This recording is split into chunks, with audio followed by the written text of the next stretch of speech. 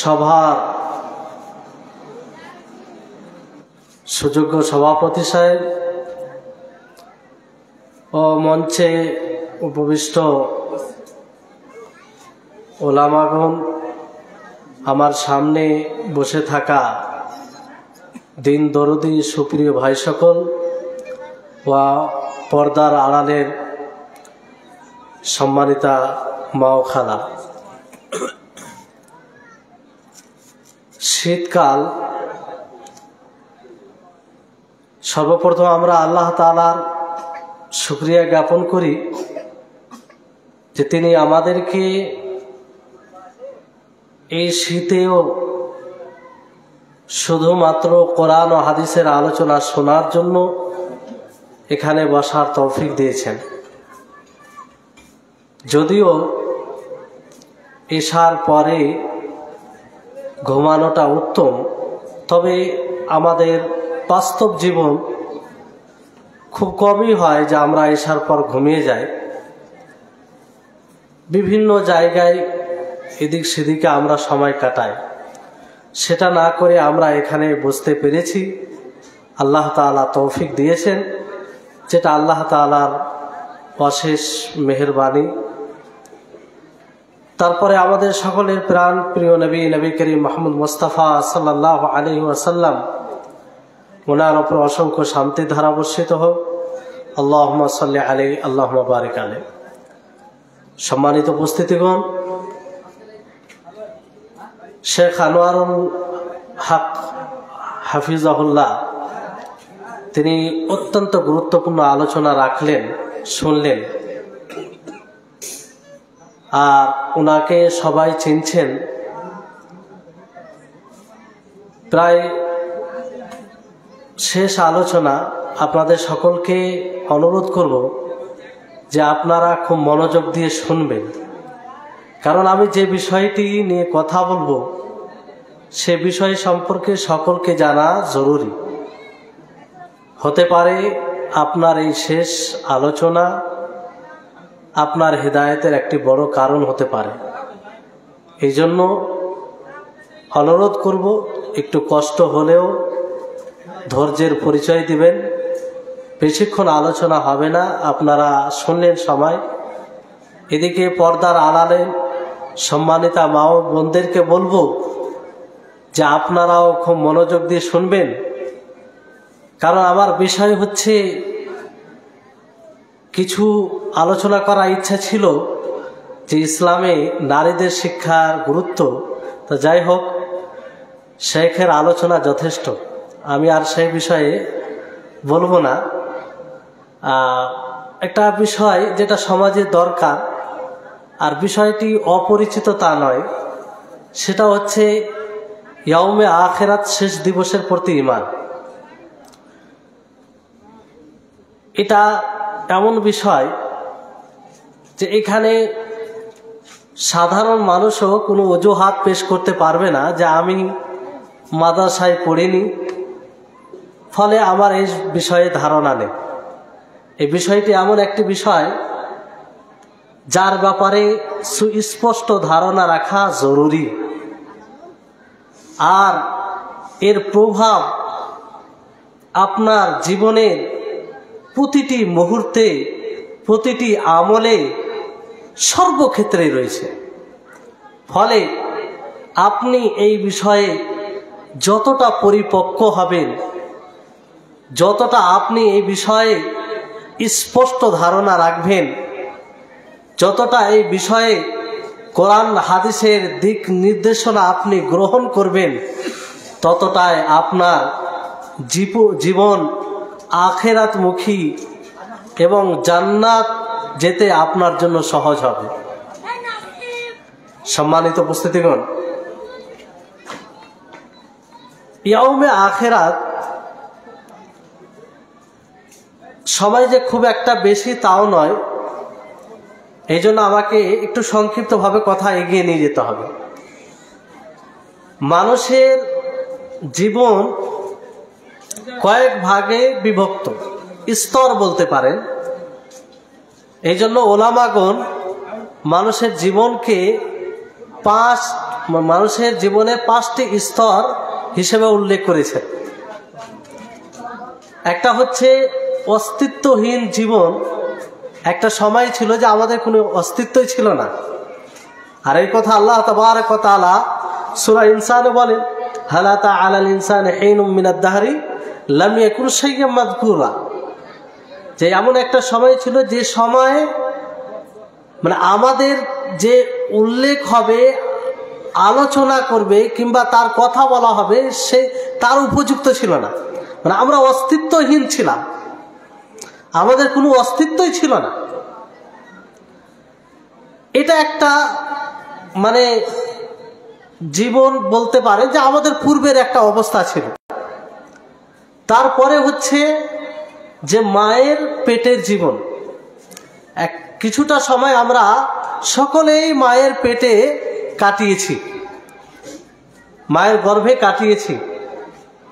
আর এই ব্যাপারে কোরআনে একাধিক আয়াত রয়েছে। আল্লাহ তাবারক ওয়া তাআলা কোরআনে স্পষ্ট করেছেন যে আমি মানুষকে সৃষ্টি করেছি বীর্য থেকে,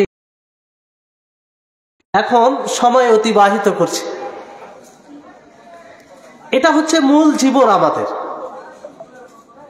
এই জীবনের আমাদের হিসাব নিকাশ সবকিছু হবে। এই ব্যাপারে আল্লাহ তাআলা বলেন, আল্লাযী খালাকাল মাউতা ওয়াল হায়াতা লিয়াবলুয়াকুম আইয়ুকুম আহসানু আমালা, যে মরণ জীবনকে সৃষ্টি এই জন্য করা হয়েছে যাতে আল্লাহ তাবারক ওয়া তাআলা দেখেন, যাচাই করেন যে সর্ব উত্তম আমলকারী কে। তারপরের জীবন হচ্ছে বারজাখী জীবন, কবরের জীবন। বারজাখী জীবন কাকে বলা হয়? মানুষের মৃত্যু হয়ে যাওয়ার পরে কিয়ামত সংগঠিত হওয়ার আগে পর্যন্ত যে সময়টা থাকবে সেটাকে বারজাখী জীবন বলা হয়। এটা একটা মানুষের জীবনের স্তর। তারপরের জীবন হচ্ছে আখিরাতের জীবন। বারজাখী জীবন ও আখিরাতি জীবন, এই দুটো নিয়ে একটু আলোচনা করব। এই বিষয়টি এতটাই গুরুত্বপূর্ণ, যদি আপনি এই বিষয়ে সঠিক ধারণা না রাখেন তাহলে আপনার ঈমান আনকমপ্লিটেড, আপনার ঈমান পরিপূর্ণ নয়, আপনি মুমিনও হতে পারবেন না। এই জন্য এই বিষয় সম্পর্কে সঠিক ধারণা, বেশি বেশি করে জ্ঞান অর্জন করা জরুরি আমাদের সকলের জন্য। আরো আছে যেমন ঈমানিয়াত, ঈমান এর রুকুন, এর স্তম্ভ 6টি, যার উপরে আমাদের ঈমান টিকে আছে, যার উপরে আমাদের ঈমান নির্ভর করে, যাকে আরকানুল ঈমান বলে জানা যায়। একটি হচ্ছে আল্লাহর উপরে ঈমান, তার ফেরেশতাগণের প্রতি ঈমান, তার আসমানি গ্রন্থ সমূহের প্রতি ঈমান, রাসূলগণের প্রতি ঈমান, ইয়াউমে আখিরাত শেষ দিবসের প্রতি ঈমান এবং ভালো মন্দ ভাগ্যের প্রতি ঈমান। এই 6টি বিষয় সম্পর্কে আপনাকে সঠিক ধারণা রাখতেই হবে। এখানে কোনো আপোষ নেই। যদি আপনি কোনো কারণে অজ্ঞ থাকেন, আর আমাদের সমাজে এই রকম কোনো কারণ দেখা যায় না যেটা হাসরের মাঠে উযর বলে গ্রহণ হবে, কারণ আলেম ওলামা রয়েছে, শরীয়তের শিক্ষা আলহামদুলিল্লাহ সব জায়গায় সচরাচর, কোনো উযর নাই। আপনাকে এই বিষয়ে জ্ঞান অর্জন করতেই হবে। বড় দুঃখ হয়, আফসোস হয় যে এই সব বিষয়ে আমাদের আলোচনা খুব কম, অথচ এগুলোর ব্যাপারে আলোচনা খুবই হওয়া দরকার ছিল। আপনি হয়তো মনে মনে বলছেন যে না, এগুলো কেমন কথা। আল্লাহ বলছি, আল্লাহর কসম করে বলছি, যখন মানুষকে দেখা হয়, সমাজের দিকে তাকানো হয়, ব্যথিত হতে হয়, মাথা হেট হয়ে যায়, লজ্জিত হতে হয়। একজন মুসলিমকে এমনকি 5 ওয়াক্তের মুসল্লিকে যখন জিজ্ঞাসা করা হয় যে ভাই ঈমান কাকে বলে, ঈমানের কটি রুকুন, ঈমানের স্তম্ভ কটি, সে উত্তর দিতে পারে না। আল্লাহর উপরে ঈমান, আল্লাহর উপরে ঈমান বলতে কিভাবে আমরা ঈমান নিয়ে আসবো, রাসূলের উপরে কিভাবে ঈমান নিয়ে আসবো, তার বেসিক ধারণা কি হবে, সেই সম্পর্কে জ্ঞান নেই। বলুন, সে মুমিন হয়েছে? কোথায় আজকে আমরা এগুলো বিষয়ে মজবুত না করে হাজার পরিশ্রম করি, আমরা কিছুই কাজে আসবে না। এই জন্য নবী করিম মুহাম্মদ সাল্লাল্লাহু আলাইহি সাল্লামের জীবনী দেখুন, তার মক্কি জীবনীকে পড়ুন। নবী করিম মুহাম্মদ সাল্লাল্লাহু আলাইহি সাল্লাম যে সাহাবীদেরকে শিক্ষা দিয়েছেন, তাদের তারবিয়ত করেছেন, কি কি বিষয় আগে শিক্ষা দিয়েছেন? ঈমানিয়াত, ইসলামিয়াত। ফলে যখন তাদের কর্ণে জান্নাতের আওয়াজ আসতো, সঙ্গে সঙ্গে সেই জান্নাতকে অর্জন করার জন্য প্রস্তুত হয়ে যেত। কোন জান্নাতি কর্মের কথা বলা হতো, সেটা যতই কষ্টকর হোক না কেন সেটাকে সর্ব অবস্থায় করার চেষ্টা করত। কারণ তিনারা জানতেন জান্নাত কি। যখন তিনাদের কর্ণে জাহান্নামের আওয়াজ আসতো, তাদের শরীরে কম্পন চলে আসতো। যখন তিনাদের কর্ণে জাহান্নামী কর্মের কথা বলা হতো, সঙ্গে সঙ্গে যদি তাদের জীবনে সেই কর্মটা থাকতো, তা থেকে তওবা করতেন। কারণ তিনাদের বিশ্বাস ছিল, তিনাদের ঈমান ছিল।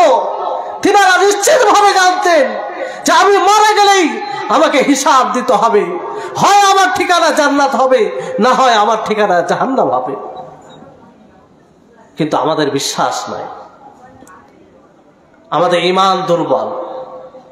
শতবার, হাজারবার বড় বড় মাহফিল, মজলিস সবকিছু করা হয়, জান্নাতের কথা, জাহান্নামের কথা, হিসাব নিকাশের কথা, পুলসিরাতের কথা, দাড়িপাল্লার কথা সবকিছু বলা হয়, কিন্তু আমাদের হৃদয় সাড়া দেয় না, শরীরে কম্পন আসে না, হৃদয়কে জাগ্রত করে না।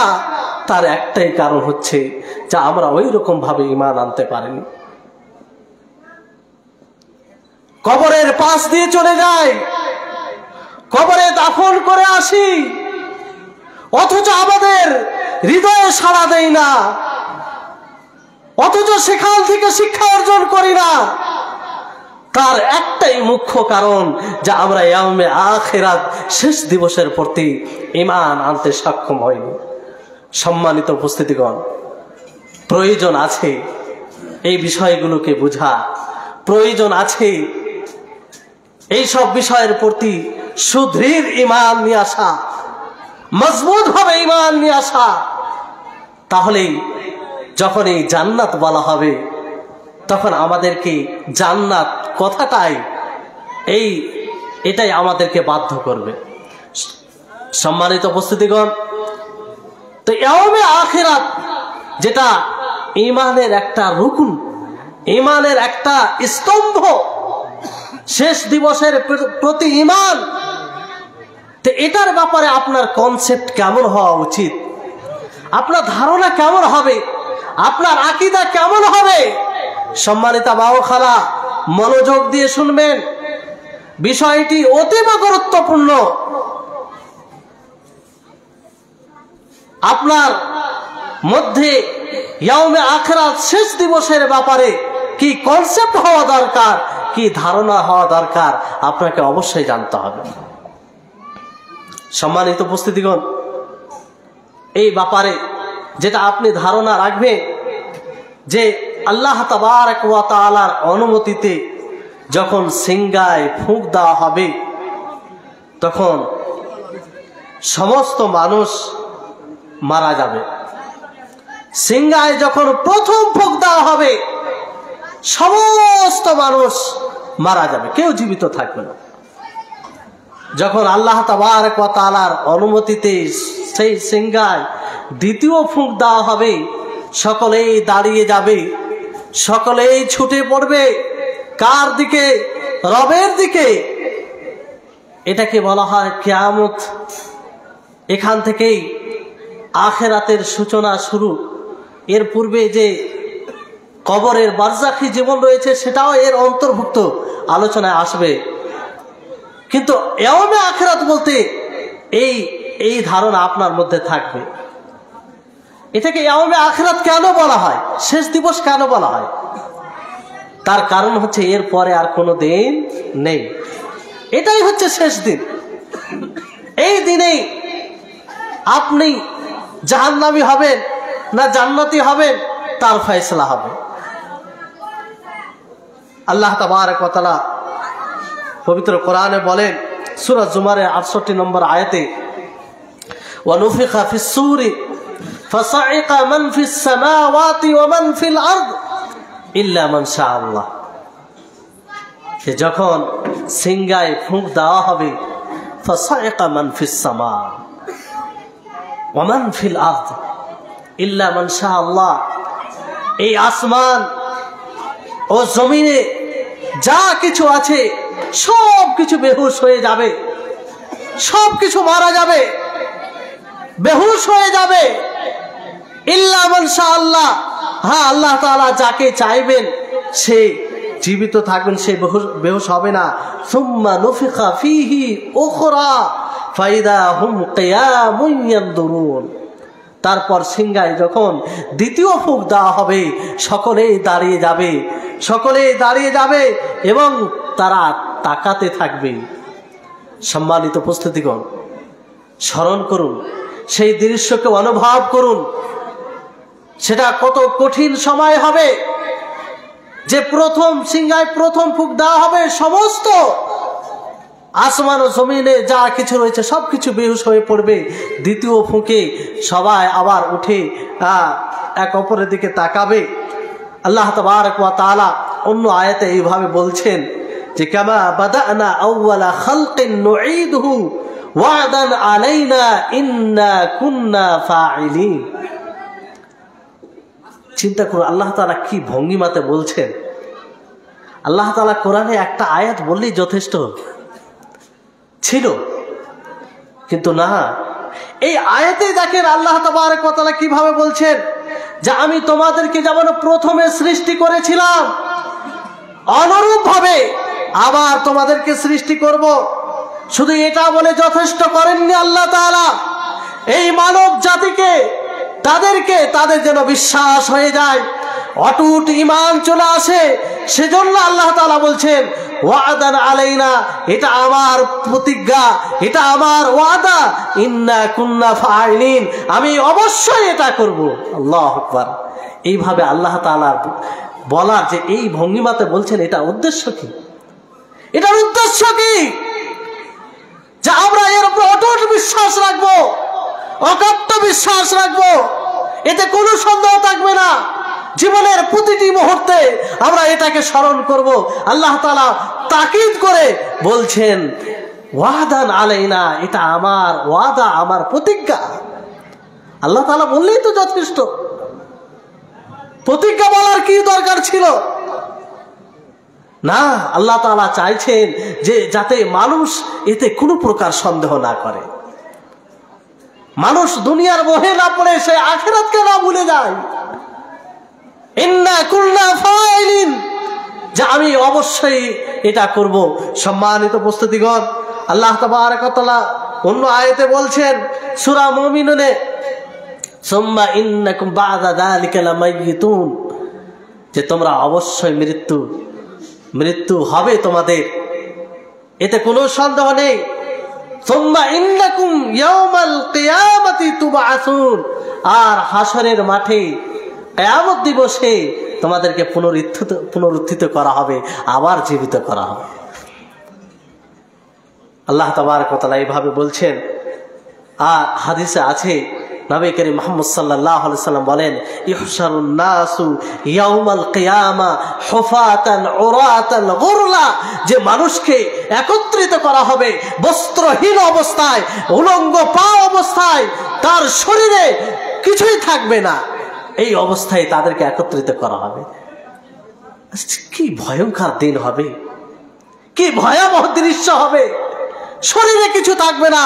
আম্মা আয়েশা রাদিয়াল্লাহু তাআলা আনহা আল্লাহ নবীকে জিজ্ঞাসা করেন, ইয়া রাসূলুল্লাহ, হে আল্লাহর রাসূল, মানুষের শরীরে যে কিছু থাকবে না, তাদের লজ্জা স্থান তো উন্মুক্ত হয়ে যাবে, এক অপরের দিকে কি তাকাবে না?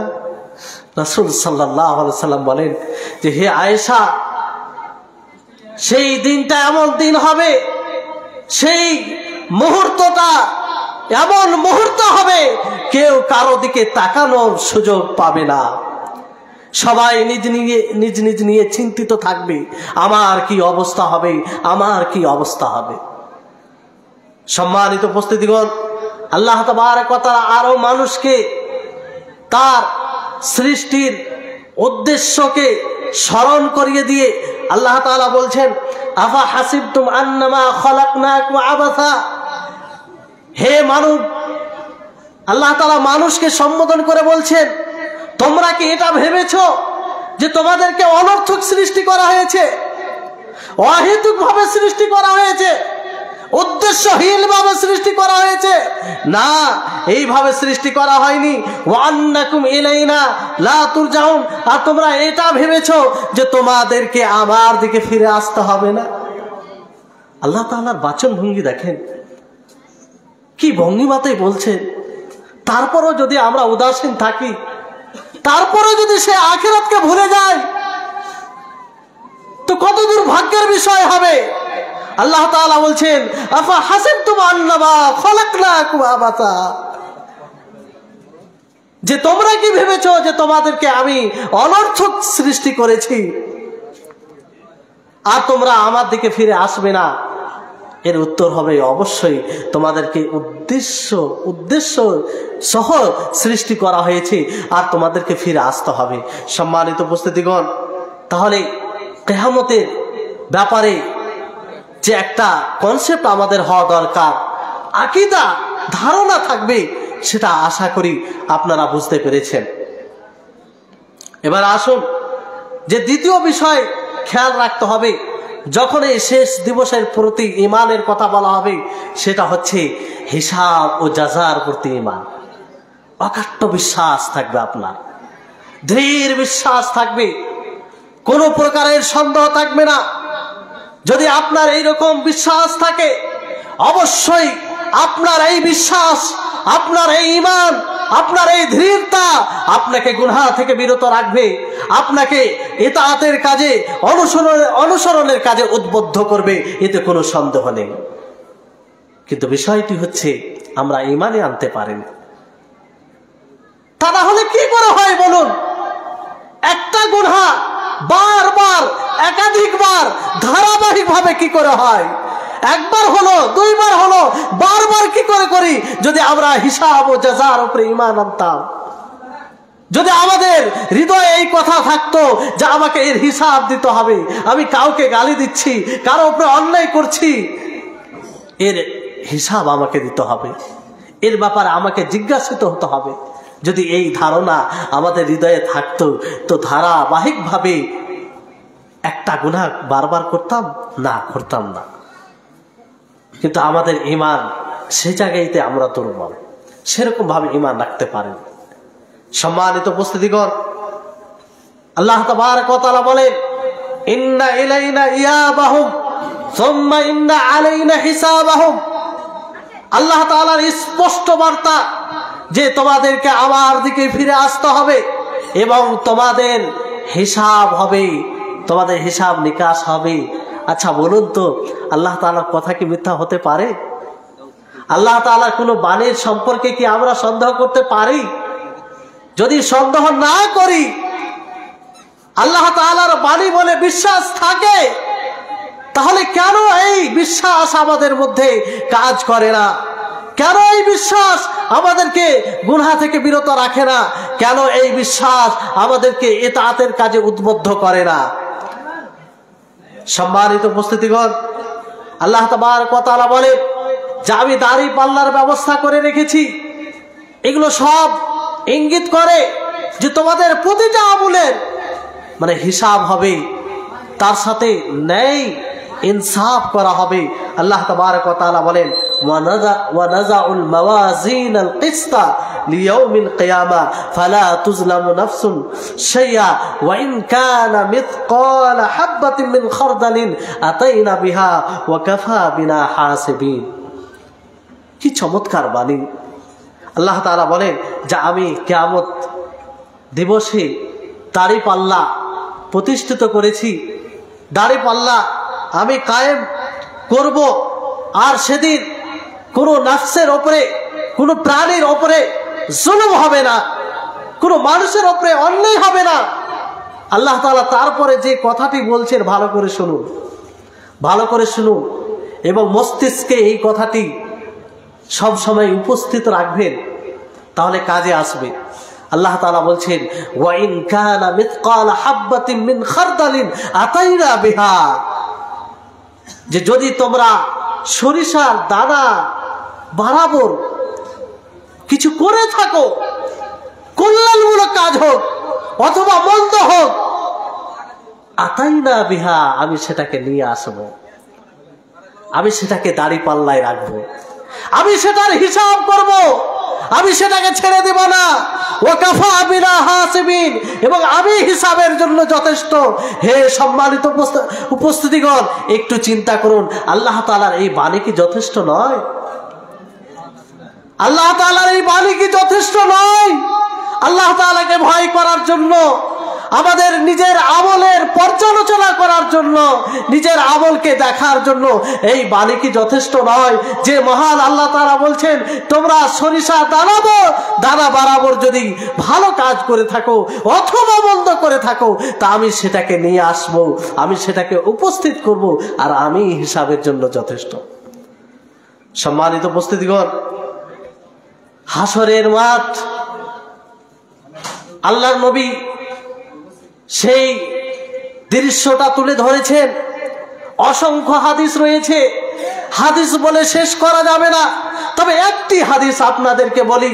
সেই হাদিসে নবী করিম মুহাম্মদ সাল্লাল্লাহু আলাইহি সাল্লাম বলেন যে আল্লাহ তাবারক ওয়া তাআলা কিছু বান্দা কে কাছে করে জিজ্ঞাসা করবেন, আতারিফু যামবা কাযা, আতারিফু যামবা কাযা, তুমি কি অমুক গুনাহ করেছো, অমুক পাপ করেছো, অমুক অন্যায় করেছো? সে স্বীকার করবে, সে বলবে যে হ্যাঁ আমি করেছি। আর সে মনে মনে ভাববে ওয়ারা ফি নাফসিহি ক্বাদ হালাকা, সে মনে মনে ভাববে যে আমি হালাক হয়ে গেছি, আমি বরবাদ হয়ে গেছি। তখন আল্লাহ তাআলা তাকে বলবে যে যাও, আমি তোমাকে আজকে মাফ করে দিলাম, ক্ষমা করে দিলাম। সম্মানিত উপস্থিতিগণ, এই যে হাদিস, এগুলো কি বার্তা দেয়, কি পয়গাম দেয়? যে আমরা এক একটি কর্ম করতে গিয়ে ভেবে দেখি যে কর্মটা করছি সেটা আমাকে হিসাব দিতে হবে, সেটার ব্যাপারে জবাবদেহি হতে হবে।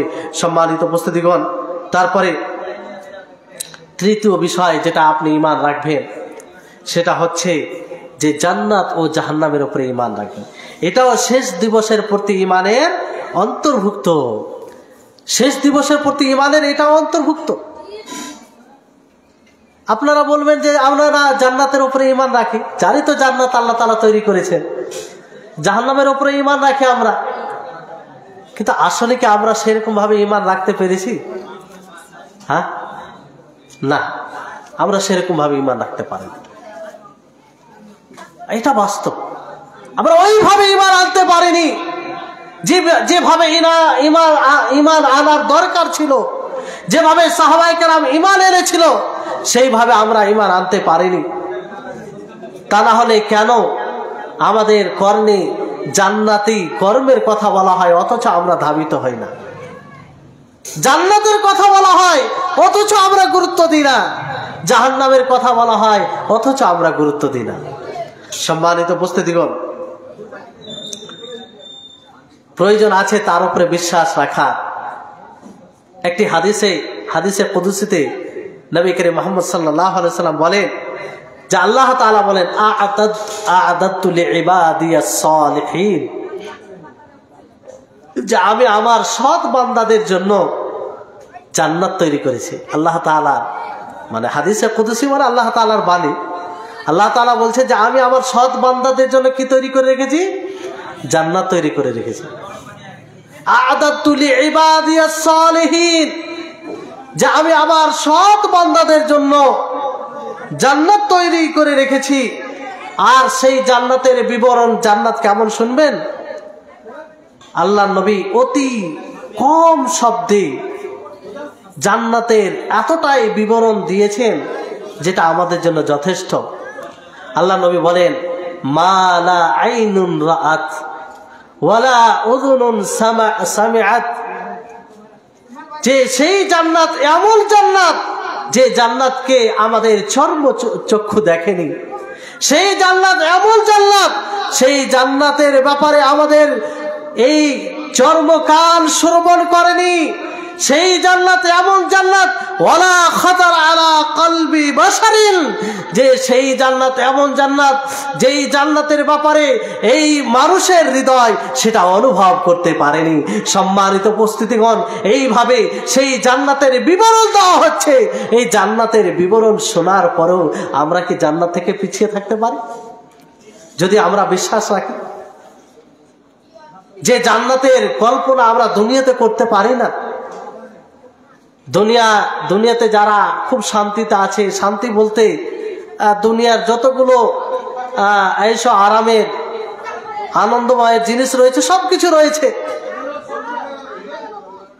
একদম সুউচ্চ এতে রয়েছে, তারপরেও তার কম্পেয়ার জান্নাতের কোনো এক বিষয়ের সাথে করা যায় না।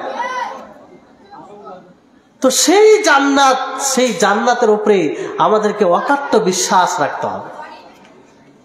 এমন বিশ্বাস রাখতে হবে যে আপনি মুহূর্তে মুহূর্তে আল্লাহর কাছে দোয়া করবেন, আল্লাহুম্মা ইন্নী আসআলুকাল জান্নাহ, আল্লাহুম্মা ইন্নী আসআলুকাল জান্নাহ, হে আল্লাহ আমি তোমার কাছে জান্নাত চাইছি, আসআলুকাল জান্নাতাল ফিরদাউসাল আলা।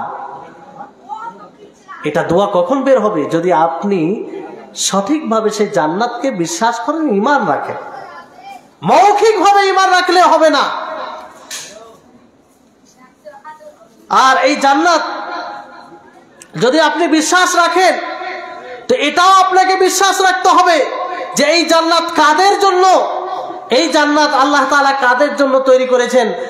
আল্লাহ তাআলা বলেন হাদিসে কুদসিতে যে আ'আদাতু লিইবাদিয়াস সালিহিন, যে আমি আমার সৎ বান্দাদের জন্য এই জান্নাতকে তৈরি করেছি। তো আমরা কি সৎ হতে পেরেছি? সৎ কি আমরা আমল না করে হয়ে যাব? 5 ওয়াক্তের সালাত পড়ি না, মা ও খালারা ঠিক মতো পর্দা করে না, স্বামীর অনুসরণ করে না, আখলাক চরিত্র ঠিক করি না, প্রতিবেশীর হক আদায় করি না, ঠিক মতো জ্ঞান অর্জন করি না, কিভাবে আমরা সৎ বান্দাদের অন্তর্ভুক্ত হব? আল্লাহ তাআলা তো বলছেন যে আমি আমার সৎ বান্দাদের জন্য জান্নাত তৈরি করেছি। সৎ হতে পেরেছি, হওয়ার প্রচেষ্টা করছি। শুধু এটাই নয়, আল্লাহ তাবারক ওয়া তাআলা কোরআনে একাধিক জায়গায় বলেছেন কি এই জান্নাতটি কার। আল্লাহ তাআলা বলেন ইন্নাল্লাযীনা আমানু ওয়া আমিলুস সালিহাত উলাইকা হুম খায়রুল বারিয়া, যে নিশ্চয় যারা ঈমান এনেছে এবং সৎ কর্ম করে, যারা ঈমান আনে ও সৎ কর্ম করে তারাই হচ্ছে মাখলুকের মধ্যে সর্বশ্রেষ্ঠ মাখলুক। আর তাদের জাযা রয়েছে, আল্লাহ তাআলা তারপরে বলছেন জাযাউহুম ইনদা রাব্বিহিম জান্নাতু আদনিন তাজরি মিন তাহতিহাল আনহার খালিদিনা ফিহা আবাদা, যে তাদের প্রতিদান তাদের রবের নিকটে এমন জান্নাত রয়েছে যে জান্নাতের তলদেশে নদী প্রবাহিত হবে আর সেখানে তারা চিরস্থায়ীভাবে থাকবে। আল্লাহ তাআলা তাদের প্রতি সন্তুষ্ট এবং তারা আল্লাহর প্রতি সন্তুষ্ট। এটা কাদের জন্য হবে? যারা রবকে ভয় করবে।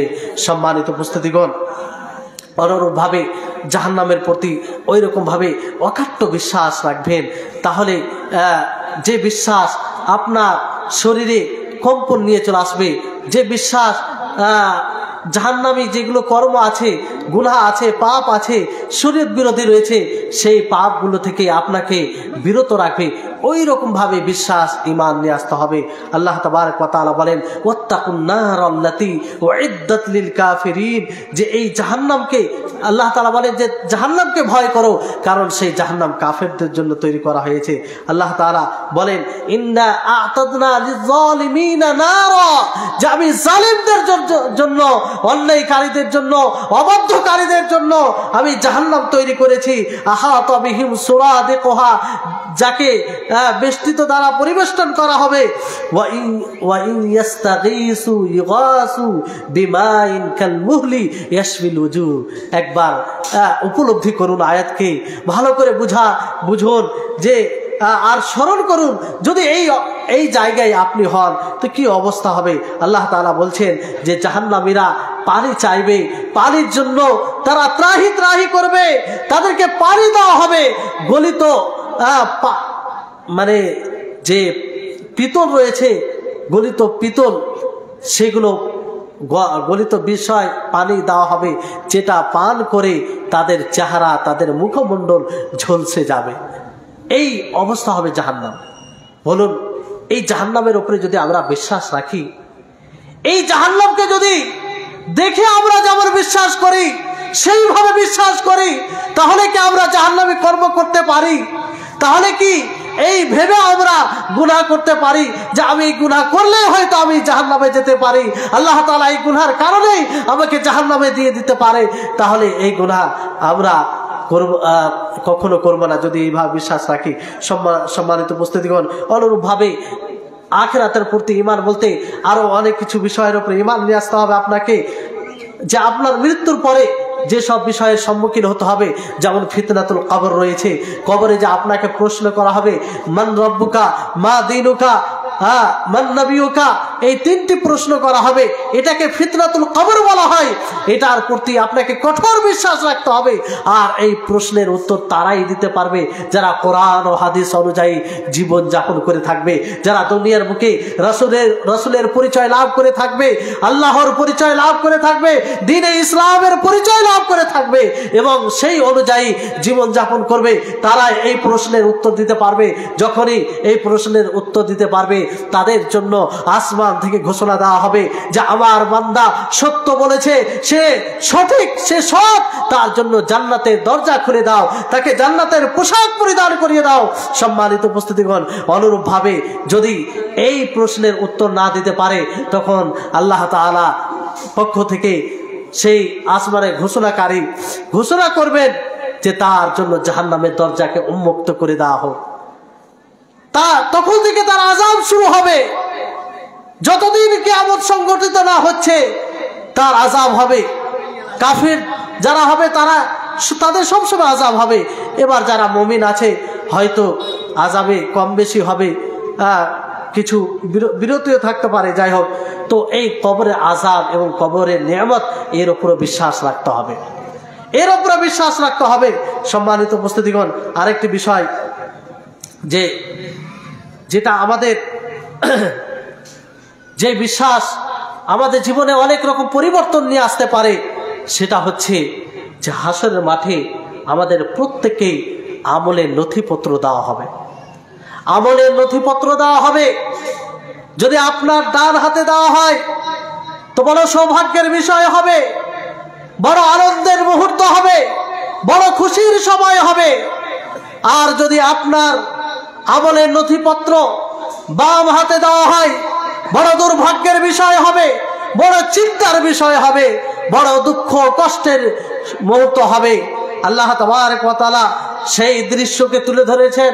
সূরা হাক্কার 19 থেকে 33 নম্বর আয়াত পর্যন্ত পড়বেন। যদি আপনি মুমিন হন, যদি আপনি সত্যিকারে আল্লাহ এবং তার রাসূলের উপরে বিশ্বাস রেখে থাকেন, আপনার শরীরে কম্পন চলে আসবে, আপনার শরীরে কম্পন চলে আসবে। ফলে আপনি আপনি সেই অনুযায়ী জীবন যাপন করবেন। আল্লাহ তাআলা বলেন, ফাআম্মা মান উতিয়া কিতাবাহু বিয়ামিনি, যার ডান হাতে এই আমলের নথিপত্র দেওয়া হবে, সে বলবে ফায়াকুলু হা উমকরাউ কিতাবিয়া, সে বড় আনন্দের সাথে খুশির সাথে বলবে যে এসো এসো আমার নামায় আমল পড়ো, আমার আমলের নথিপত্র পড়ো। সে খুশির সাথে বলবে। যেমন কোন স্কুলে, কোন ইউনিভার্সিটিতে কেউ যখন ভালো রেজাল্ট নিয়ে আসে, তার মার্কশিটে ভালো নাম্বার থাকে, বড় খুশির সাথে বড় আনন্দের সাথে সে নিজের সঙ্গীদেরকে দেখায় যে দেখো আমার মার্কশিটটা দেখো যে কত ভালো নাম্বার এসেছে। অনুরূপভাবে সেই হাসরের মাঠে এটাই হবে, বড় খুশির সাথে বড় আনন্দের সাথে বলবে। আর সে সন্তোষজনক জীবনে থাকবে, সে সুউচ্চ জান্নাতে থাকবে, জান্নাতের ফলগুলো তার কাছাকাছি থাকবে। আর তাকে বলা হবে যে তুমি খাও এবং পান করো, পূর্বে যা আমল করেছো তার পরিবর্তে। কিন্তু যার নামে আমল, যার আমলের নথিপত্র এই বাম হাতে দেওয়া হবে, সে কি বলবে?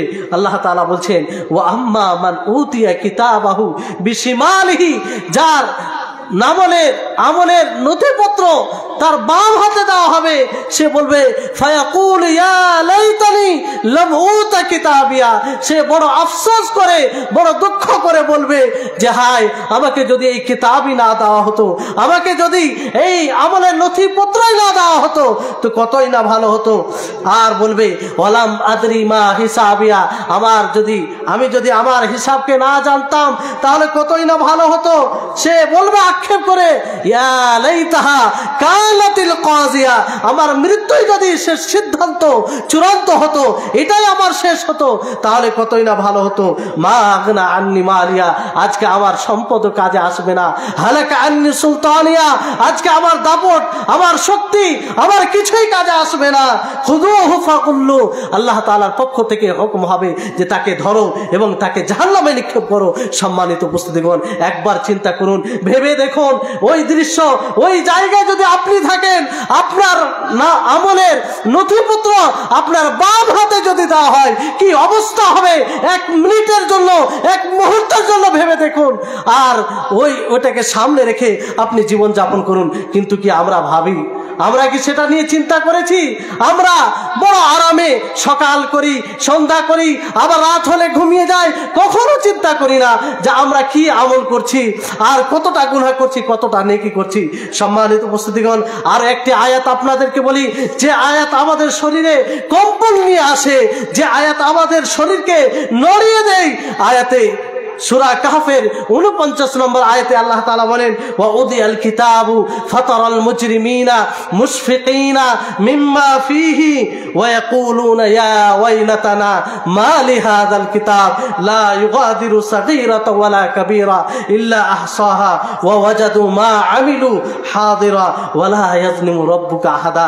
সম্মানিত উপস্থিতিগণ, আল্লাহ তাবারক ওয়া তাআলা বলছেন যে কাফিরদের সামনে যারা মুজরিমিন হবে, যারা ক্রিমিনাল হবে, যারা গুনাহগার হবে, যারা ফাসিক হবে, যারা দুনিয়াতে অবাধ্য করে থাকবে, আল্লাহ তাআলার তার রাসূলের শরীয়তের বিরুদ্ধাচরণ করে থাকবে, তাদের সামনে তাদের আমলের নথিপত্র বিছিয়ে দেওয়া হবে। আর সেটা দেখে তারা ভয়ভীত হবে, তারা একদম ভয়ভীত হবে। আর বড় আক্ষেপ করে, বড় দুঃখ করে, বড় আফসোস করে তারা বলবে, ইয়াকুলুনা ইয়া ওয়াইলাতানা, হায় আফসোস, মালে হাযাল কিতাব, এই কিতাবকে কি হয়েছে, এই আমলের নথিপত্রকে কি হয়েছে। লা ইউগাদিরু সাগীরাতা ওয়ালা কাবীরা, যে সেই আমলের নথিপত্র আমাদের ছোট বড় কোনো গুনাহকে ছাড়েনি। সবকিছু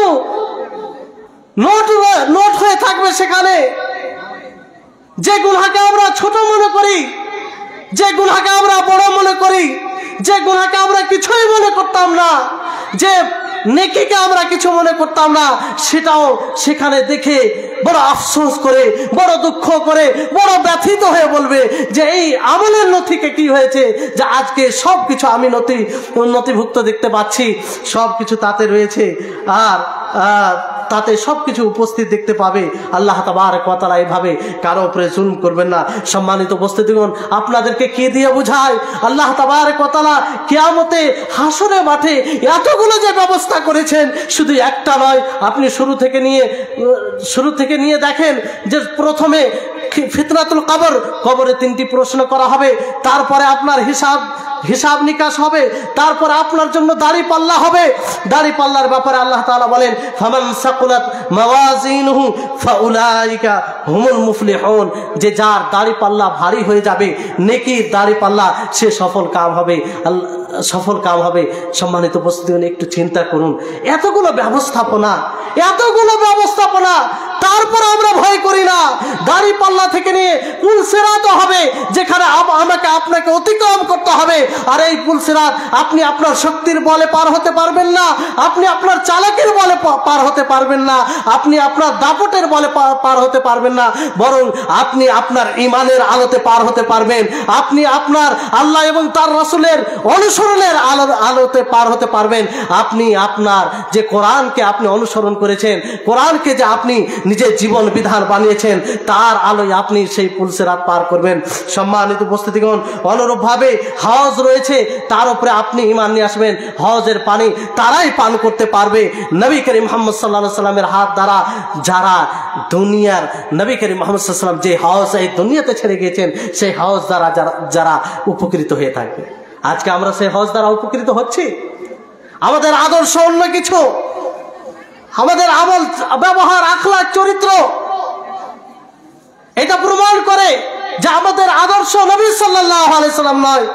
আমাদের মা ও খালাদের তাদের আখলাক, চরিত্র, তাদের চলাফেরা দেখে মনে হয় না যে আয়েশা রাদিয়াল্লাহু তাআলা আনহা তাদের আইডিয়াল, মনে হয় না যে ফাতেমা রাদিয়াল্লাহু তাআলা আনহা তাদের আইডিয়াল, এটা দেখে মনে হয় না। তাহলে বলুন, কি করে হাউজের পানি নবী সাল্লাল্লাহু আলাইহি সাল্লাম দ্বারা পান করবে? সম্মানিত উপস্থিতিগণ, অনুরূপভাবে সে কিয়ামতে যে আপনার সুপারিশ হবে, এর উপরে ঈমান নিয়ে আসতে হবে। কারণ এর উপরে ঈমান নিয়ে আসা এটা অনেক প্রভাব সৃষ্টি করে। এক একটা জিনিস আপনার জীবনের প্রতিটি মুহূর্তে প্রভাব রয়েছে তার। এই জন্য এই বিষয়ের উপরে পরিপক্কভাবে জ্ঞান অর্জন করা জরুরি। আর আজকে যে আমাদের আমলের দুর্বলতা, তার মুখ্য কারণ হচ্ছে এটাই। আপনি ভেবে দেখবেন, তার মুখ্য কারণ এটাই পাবে যে সঠিকভাবে আমরা ঈমান আনতে পারিনি। সম্মানিত উপস্থিতিগণ, আল্লাহ নবী যে সুপারিশ করবেন, কাদের জন্য সুপারিশ করবেন? যারা তার অনুসরণ করবে। অনুরূপভাবে শেষে যে কথাটি বলবো, দিয়ে আমি আমার কথাকে ইতি করবো, কারণ 5 মিনিট বেশি হয়ে গেছে। সেটা হচ্ছে ইয়াউমে আখিরাতের প্রতি ঈমান যদি আমরা নিয়ে আসি, দেখেন এর প্রভাব অনেক রয়েছে। মোটামোটা আমি 3টি কথা বলবো। 1 নম্বর কথা হচ্ছে যে আপনি এই বিষয়, যেটা কথার মাধ্যমে, বক্তব্যের মাঝে, আলোচনার মাধ্যমে চলে এসেছে, কিন্তু শেষে এই জন্য বলছি যাতে আপনারা গুরুত্ব দিয়ে বিষয়টিকে বোঝার চেষ্টা করেন, যে আপনি যদি শেষ দিবসের প্রতি ঈমান নিয়ে আসেন, আল্লাহ বলছি আপনি ইতাআতের কাজে আগ্রহী হবেন। আপনি আল্লাহ এবং তার রাসূলের অনুসরণকারী হওয়ার চেষ্টা করবেন। আপনার মধ্যে একটা চিন্তা চেতনা কাজ করবে। অনুরূপভাবে দ্বিতীয় প্রভাব যেটা হচ্ছে, লাভ হচ্ছে যে আপনি যদি ইয়াউমে আখিরাতের উপরে, শেষ দিবসের উপরে সেইভাবে ঈমান আনেন যেভাবে ঈমান আনা দরকার, তাহলে আপনি গুনাহ থেকে বিরত থাকবেন, আল্লাহ তাআলাকে ভয় করবেন। আর তৃতীয় যেটা, যেমন আল্লাহ তাআলা বলেছেন, ওয়ালিমান খাফা মাকামা রাব্বিহি জান্নাতান, যে আল্লাহর তার রবের সম্মুখে দাঁড় হওয়া থেকে ভয় করে, তার জন্য 2টি জান্নাত রয়েছে। তো এটা একটা বিষয়। আর তৃতীয় যেটা রয়েছে, যে মুমিনদের জন্য এতে তাসাল্লি রয়েছে, শান্তি রয়েছে, তাদের জন্য সান্ত্বনা রয়েছে। দেখেন, দুনিয়াতে আমরা অনেক সময় মাজলুম হই, অত্যাচারিত হই। কেউ এমন লোক জুলুম করে যে আমরা তাকে কিছু করতে পারি না। তো এতে ভেঙে পড়ে যাওয়ার কিছু নেই। ইয়াউমে আখিরাতের প্রতি, শেষ দিবসের প্রতি যদি ঈমান থাকে, তাহলে এতে এক প্রকার সান্ত্বনা রয়েছে যে দুনিয়াতে যদি বিচার না হয়, তো আখিরাতে বিচার হবে। দুনিয়াতে আজকে অত্যাচারিত, কিন্তু আখেরাতে ঠিক এর সঠিক বিচার হবে। এই জন্য আমরা সূরাতুল ফাতিহা পড়তে গিয়ে বারবার এই আয়াতটি পাঠ করি, মালিকি ইয়াউমিদ্দিন। আল্লাহ তাআলা বিচার দিবসের মালিক। বিচার দিবসের মালিক মানে কি একটু ভাববেন, মানে সেদিন কারো রাজত্ব চলবে না, কারো দাপট চলবে না, আপনাকে ইনসাফ দেওয়া হবে, আপনার সাথে ন্যায় করা হবে। আপনি দুনিয়াতে মাজলুম হতে পারেন, কিন্তু আখেরাতে সেটা আপনি ইনসাফ, সেটা সঠিক বিচার পাবেন। যাই হোক, এটা একটা প্রশস্ত বিষয়। এই সংক্ষিপ্ত সময়ে যতটুকু বললাম, আশা করি আপনারা কিছুটা হলেও একটু ধারণা পেয়েছেন।